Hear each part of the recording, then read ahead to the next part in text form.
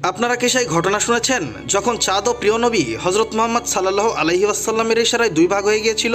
মক্কার কিছু লোক হজরত মোহাম্মদ সাল্লাল্লাহু আলাইহি ওয়াসাল্লামের কাছে এসে বললেন, যদি তুমি আল্লাহর একজন সত্যিকারের নবী হও তাহলে তুমি চাঁদকে দুই ভাগে ভাগ করে দেখাও। সেই রাতে আকাশে 14 দিনের পূর্ণিমার চাঁদ ঝলমল করছিল।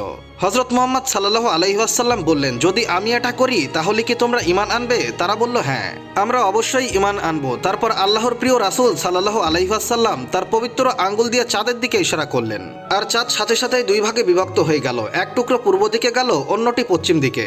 1 থেকে 2 ঘন্টা এভাবেই ছিল। তারপর দুই অংশ আবার মিলিত হলো। লোকেরা হতবাক হয়ে গিয়েছিল, কিন্তু তারপরেও তারা ঈমান আনলো না। তারা অজুহাত দেখিয়েছিল, যদি সত্যি এটা ঘটে থাকে তাহলে অন্যান্য এলাকার লোকেরাও নিশ্চয় এটা দেখেছিল।